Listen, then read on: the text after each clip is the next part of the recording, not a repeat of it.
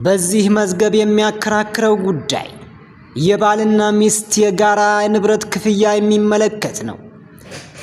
የክርክሩ መነሻ ተጠሪ ከአመልካች ጋር የነበራቸው ጋብቻ በፍች መፍረሱን ገልጸው በጋብቻ ወቅት በጋራ ያፈሩት የቤት ቁሳቁስ በልደታ ክፍለ ከተማ ተከራይተው ከሚኖሩበት ቤት ግቢ ውስጥ የሰሩት አንድ ክፍል ቤትና በንፋስ ስልክ ላፍቶ ክፍለ ከተማ 2 ሳይት ህንፃ ቁጥር 29 የቤት ቁጥር በ29/48 የሆነ ኮንዶሚኒየም ቤት የጋራ ስለሆነ ያካፍለኝ በማለት ክስ አቅርበዋል።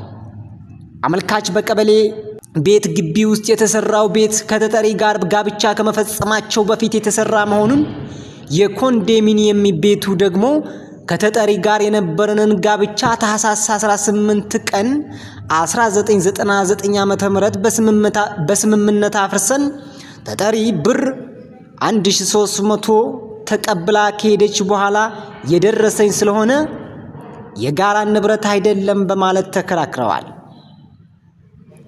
የፌደራል የመጀመሪያ ደረጃ ፍርድ ቤት ከቀበሌ ከተከራዩት ግቢ የተሰራው አንድ ክፍል ቤት አመልካች ተጠሪን ከማግባቱ በፊት የሰራው የግል ንብረቱ መሆኑን በተሻለ ማስረጃ አስረድቷል። የኮንዶሚኒየም ቤቱ የደረሰው የአመልካችና የተጠሪ ጋብቻ በፍርድ ቤት ውሳኔ በፍች ከመፍረሱ በፊት የተጠሪና የአመልካች ጋብቻ የፈረሰው መጋቢት 24 ቀን 2000 ዓመተ ምህረት እንጂ ታህሳስ 18 ቀን 1999 ዓመተ ምህረት አይደለም። ስለዚህ ኮንዶሚኒየም ቤቱ የጋራ ንብረት ስለሆነ በቤቱ ላይ ያለውን መብትና ግዴታ አመልካችና ተጠሪ እኩል ይካፈሉ፣ የቤት ቁሳቁሱ ይካፈሉ በማለት ተወስኗል። አመልካች በዚህ ውሳኔ ቅር በመሰኘት ለፌደራል ከፍተኛ ፍርድ ቤት ይግባኝ አቅርበው የከፍተኛው ፍርድ ቤት የግራ ቀኙን ክርክር ከሰማ በኋላ የስር ፍርድ ቤት የሰጠውን ውሳኔ አጽንቷል። አመልካች ኮንዶሚኒየም ቤት ለማግኘት ተመዘገብኩት ተጠሪን ከማግባቴ በፊት ነው። ከዚህ በተጨማሪ እኔና ተጠሪ በስምምነት ጋብቻችን ህዳር 23 ቀን 1999 ዓ.ም አፍርሰናል።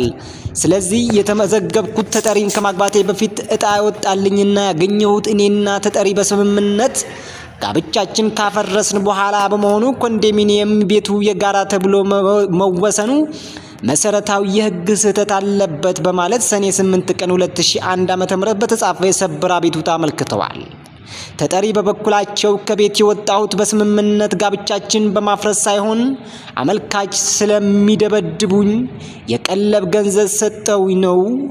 ኮንዶሚኒየም ቤቱ የደረሰን ጋብቻው ከመፍረሱ በፊት በመሆኑና 10% የቅድመ ክፍያ የተከፈለው የጋራ ንብረት በመሆኑ ቤቱ የጋራ ንብረት ነው መባሉ መሰረታዊ የህግ ስህተት የለበትም በማለት መልስ ሰጥተዋል። ከስር የክርክሩ አመጣጥና በሰበር የቀረበው ክርክር ከላይ የተገለጸው ሲሆን እኛም መዝገቡን መርምረናል። መዝገቡን እንደመረመርነው የአመልካች የተጠሪ ጋብቻ መጋቢት 24 ቀን 2000 ዓ.ም በፍርድ ቤት ውሳኔ መሆኑና ኮንዶሚኒየም ቤቱ የደረሳቸው ጋብቻው በፍች ከመፍረሱ በፊት መሆኑን ፍሬ ጉዳይ የማጣራትና ማስረጃ የመመዘን ስልጣን ባላቸው ፌደራል የመጀመሪያ ደረጃ ፍርድ ቤትና የከፍተኛ ፍርድ ቤት ተረጋግጧል።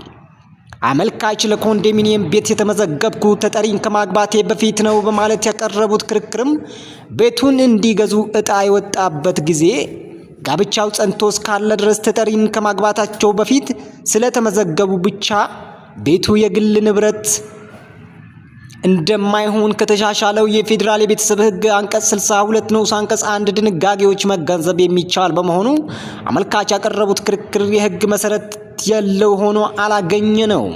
ከዚህ በተጨማሪ ተጠሪ ለቤቱ ጋብቻው ከፈረሰ በኋላ የሚከፈለውን ክፍያ ከአመልካች ጋር አብረው በኮንዶሚኒየም ቤት ላይ ያለውን መብትና ግዴታ እኩል እንዲካፈሉ በማለት መወሰኑን ተገንዝበናል።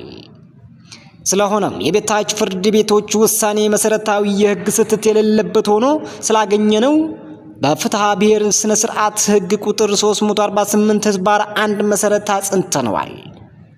መጨረሻ ውሳኔ አንደኛ የፌደራል የመጀመሪያ ደረጃ ፍርድ ቤትና ከፍተኛ ፍርድ ቤት ውሳኔ ጸንቷል።